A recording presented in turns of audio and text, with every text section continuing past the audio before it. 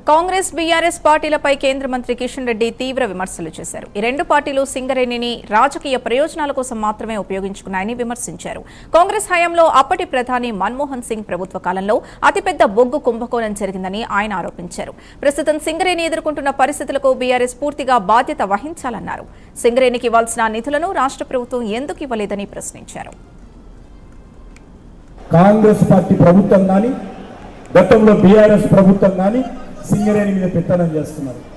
100% వాళ్ళ పెత్తనం ఉంటుంది. ఇక్కడ ఏ రోజు కూడా ఇక్కడ కేంద్ర ప్రభుత్వం 49% ఉంది, వాళ్ళ ఒపీనియన్ తీసుకోవాలని ఏ రోజు అడగలే. ఈరోజు హరీష్ రావు కేటీఆర్ నాకు ఉత్తరాలు రాస్తున్నాడు, సింగరేణి అవినీతి జరుగుతుంది, కోలు మాయమైంది అని ఉత్తరాలు రాస్తా ఉన్నాడు. అయ్యా హరీష్ రావు గారు, అయ్యా కేటీఆర్ గారు, మీరు పనిచేస్తున్నప్పుడు 10 సంవత్సరాలు కేంద్ర ప్రభుత్వం ఇక్కడ 49% ఉందని మీకు తెలియదా? ఏ నిర్ణయంలో కానీ మీరు భాగస్వాములు చేశారా కేంద్ర ప్రభుత్వాన్ని? వాళ్ళు చేయలేదు, వీళ్ళు చేయలేదు.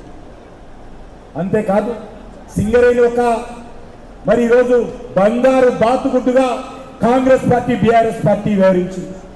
ఎవరికి దోచినంత వాళ్ళు దోచుకున్నారు. సింగరేణి కార్మికులకు నష్టం జరిగినా, సింగరేణి ప్రాంతానికి అన్యాయం జరిగినా ఏ రోజు కూడా వాళ్ళు ఆలోచన ఇచ్చారు. దోచుకోవడమే. వాళ్ళు సిద్దిపేటకి తీసుకెళ్లారు డబ్బులు, ఇప్పుడు ఈయన కొడంగల్కి తీసుకెళ్తున్నారు. మన అరుణమ్మ గారు చెప్పినట్టు ఎవడో మెస్సియా, ఆ మెస్సి ఆడితే అవి సింగరేణి పైసలు తీసుకెళ్ళాలి.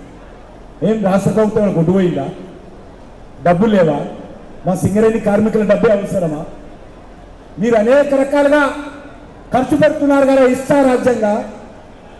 ఈరోజు సింగరేణి ప్రాంతానికి ఏ పైసా వచ్చినా ఇక్కడ కార్మికులకు చెందాలి, ఇక్కడ ప్రజలకు చెందాలి, ఇక్కడ భూములు ఇచ్చినటువంటి రైతులకు చెందాలి. కాంగ్రెస్ పార్టీ ప్రభుత్వం